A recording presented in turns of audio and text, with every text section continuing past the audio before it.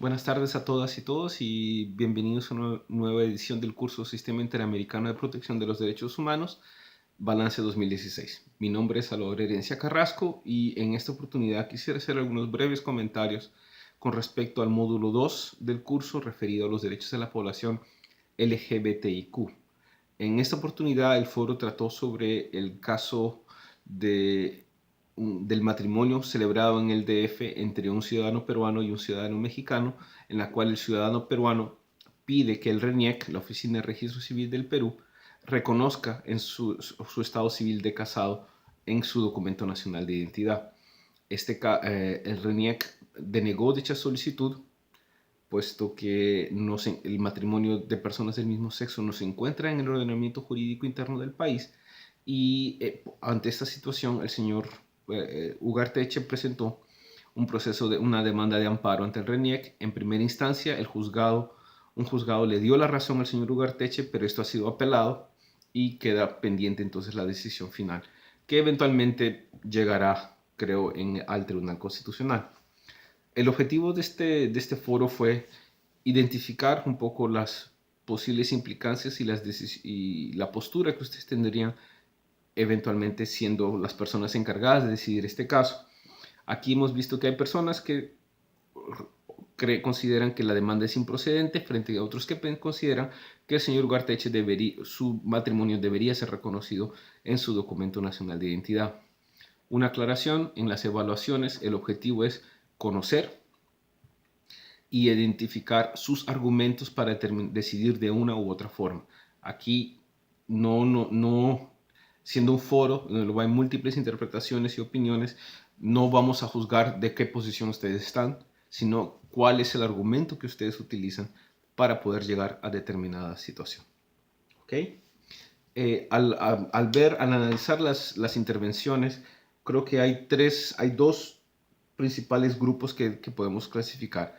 En primer lugar es el conflicto o el supuesto conflicto entre un orden interno / constitucional y el orden internacional. Y en segundo lugar, la protección de los derechos o la supuesta protección de los derechos del señor Ugarteche frente, ¿no?, a las medidas de orden interno que el Estado eventualmente deberá o debería implementar para poder hacer efectivo este tipo de registros. Como bien se había mencionado en la sesión introductoria, es interesante, de este módulo, es interesante ver cómo en el caso peruano, nuevamente, Perú se une a los países que de cierta forma el matrimonio o los derechos de la población LGTBIQ maximizados bajo la figura del matrimonio va a ser resuelta al final de cuentas por tribunales. Salvo pequeñas excepciones, gran parte de los países, especialmente en América Latina, han sido los tribunales los que han creado las condiciones para que eventualmente se adopten legislaciones, sea sobre unión civil, matrimonio y entre otros beneficios que hemos visto en algunos de los casos de la Corte Interamericana de Derechos Humanos. Incluso en el caso canadiense, que creo que también lo habíamos mencionado, si bien los casos sobre los matrimonios de personas del mismo sexo nunca llegó a la Corte Suprema, fue porque el gobierno federal decidió no apelar decisiones de gobiernos provinciales y aceptando que debía reformar su legislación sobre el matrimonio en el 2005. ¿No? Entonces vemos que esto es un tema en las cuales las cortes o los tribunales van a tener o tienen una influencia fundamental en el avance o en postergar algún tipo de reformas. Por lo general, gran parte de ustedes hace una larga lista de derechos en los cuales pueden haber sido afectados. En este caso, Judith Morales hace el artículo 1, 2, 17.2, 24. Alexandra habla sobre el artículo 8 y 25, sobre debido proceso y garantías judiciales, ¿no? Un punto que creo que todos están de acuerdo es que, y también sobre la base del caso Duque versus Duque y de Atala Rifo, que no es parte de los materiales, pero que es referencia importante, es que el artículo 17, que regula el derecho a la familia, la Corte habla sobre un concepto amplio de familia y que no existe una única definición en la Convención. Entonces, esta es una interpretación dinámica de la Convención Americana que muchos tratados o muchos intertribunales han hecho a fin de evitar reformas constantes a los tratados, a sus tratados fundacionales, ¿no? Ah, el argumento por el cual algunos de ustedes, consideran que esta demanda debería ser inadmisible o es improcedente, se da porque el ordenamiento jurídico interno peruano no reconoce la figura del matrimonio de personas del mismo sexo. Y por más que los tratados internacionales desarrollen un concepto o nuevos elementos, no puede haber el término que creo que Judith utiliza, es no sustituye las jurisdicciones nacionales. Y es interesante la utilización de este término porque en mayor o menor medida es un lenguaje utilizado en el caso Fontevecchio y otros versos decidido por la Corte Suprema de Justicia Argentina, en las cuales intenta establecer un límite sobre el marco de acción de la Corte Interamericana. Sobre este punto, pues, digamos que hay varios argumentos para cuestionar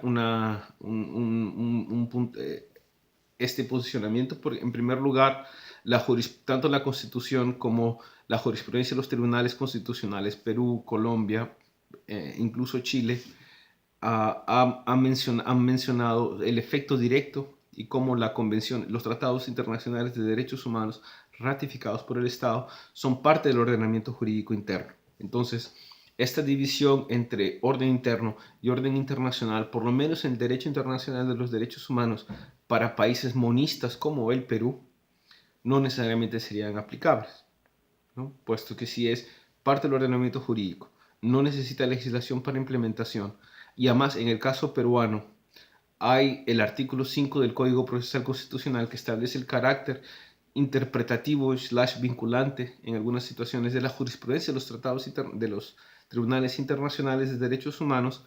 Entonces no hay elemento en el cual se puede crear una barrera específica entre orden interno y orden jurídico internacional.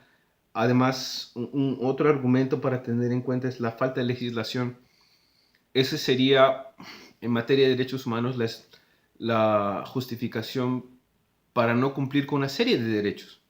Por ejemplo, si yo no puedo procesar a alguien por tortura porque yo no tengo ordenamiento jurídico interno o una legislación específica sobre la tortura o la desaparición forzada. Ese ha sido uno de los argumentos en América Central, en nuestro país, en el Perú, para poder establecer los límites temporales o bajo qué condiciones yo puedo investigar o sancionar a determinadas personas. Y estos argumentos han sido desacreditados o desvirtuados por los tribunales internacionales y recibidos por tribunales constitucionales o cortes supremas de justicia, ¿no? Entonces, la falta de existencia de una ley podría implicar el establecimiento de trabas procesales para el cumplimiento efectivo de derechos sustantivos.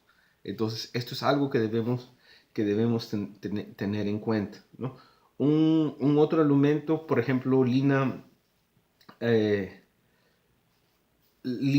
creo que Lina Santos hace un argumento sobre la relación entre la ley nacional y orden internacional, que debe ser, que es importante. Y en el caso de Lorenz Chung, él hace pensando más bien en los efectos que una eventual una sentencia final sobre este caso pueda dar en lo que implica los avances de los derechos de la población LGTBIQ, es que no se puede generar condiciones que generen diferencias sin objetividad o razonabilidad. Y yo creo que esto es un argumento bastante interesante presentado por Lorenz, que de cierta forma resume elementos de la sentencia del caso Flor Freire versus Ecuador y también el caso Duque versus Colombia, ¿no? Si estas condiciones son razonables o son objetivas. Y bajo un análisis más concienzudo, la falta de legislación podría no ser el mejor argumento. Se podría plantear bajo otras formas. Y puesto que puesto que en materia de derechos no pueden utilizarse trabas arbitrarias o que carezcan o herramientas procesales por, para evitar, para diluir o impedir su cumplimiento. El tema no es simple y independientemente de la posición de cada uno de nosotros, hay que tener en cuenta que, y esta es mi opinión personal, que los derechos, el avance de derechos de la población LGTBIQ es una de las grandes fronteras que todos los países, gran parte de los países tienen. Y esto no es solamente un problema en América Latina, o sea, por lo menos en América Latina hay un debate abierto sobre este tema, ¿no? Límites, el concepto de tolerancia, que puede ser un término peligroso en este tipo de debates. Eh, eh, en Asia, por así decir, en Asia o en África este tema no es debatido, sino que es criminalizado. Incluso en Naciones Unidas, la creación de un grupo de trabajo de expertos independientes generó controversia para su aprobación por parte de determinados países. Entonces no es un tema fácil. Y el hecho, y creo que eso lo habíamos comentado en la sesión introductoria, el hecho de que recién con Atala Rifo se haya dado el primer caso contencioso sobre derechos de la población LGTBI, demuestra, ¿no?, que a veces hay que, a veces los contextos sociales no son los, hay que esperar estos contextos para poder avanzar determinados derechos, ¿no? Pues bien, yo esperaremos a que posiblemente en los próximos 18 meses haya una decisión final sobre esta materia y podremos discutir para ver cuáles son los argumentos de una decisión final que eventualmente se tomen se adopte en este tipo de casos. Bueno, muchísimas gracias y será hasta una próxima oportunidad. Hasta luego.